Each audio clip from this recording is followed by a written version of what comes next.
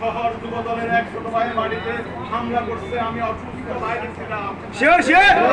আমি বগুড়ায় থাকলে সেটা অন্যরকম হতো সেদিন। যদিও আমার সেক্রেটারি সহ সিনিয়র নেতৃবৃন্দরা আমার অনুমতি চেয়েছে, আমি তাদেরকে বলছি ধৈর্য ধরো। আমার এক নেতার বিরুদ্ধে কথা হয়, ছোটবেলা থেকে ছাত্র দল করতে করতে আজকে এই পর্যায়ে এসেছে। বগুড়ার কোন এক মানুষ যদি তাকে বলতে পারে চাঁদাবাজ, কোন দোকান দখল করেছে, দল থেকে বহিষ্কার করে তাকে আমি জেলখানায় তুলে দিব।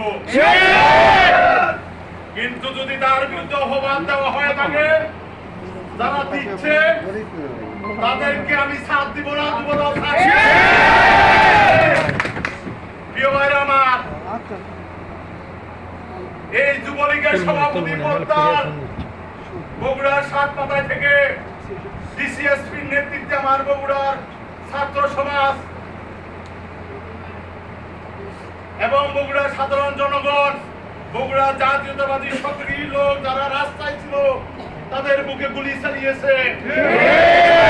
সেই পদ্মারকে কার বাড়িতে আশ্রয় দিয়েছে? আমার এই অফিসে বিএনপি অফিস, ছাত্র দল অফিস আগুন দিয়েছে।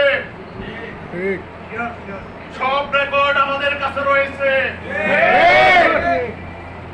আমি এসপি সাহেবকে ডকুমেন্টস দিয়েছি, জেলা বিএনপি কে ডকুমেন্টস দিয়েছি, তাদেরকে আমি সময়ও দিয়েছি। ওই সময়ের মধ্যে ব্যবস্থা না নিলে যুবদল, ছাত্রদল, স্বেচ্ছাসেবক দল মিলে আন্দোলনের মাধ্যমে ওদেরকে গ্রেফতার করা হবে, ওদের বাড়ি বাড়িতে রেড দেওয়া হবে। কে কয়জন সন্ত্রাসী পালেন আমরা জানি।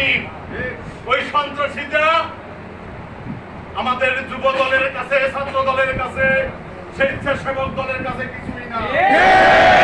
আমার কাছে রেকর্ড রয়েছে, জোরপূর্বক মানুষের থেকে স্বাক্ষর নিচ্ছেন,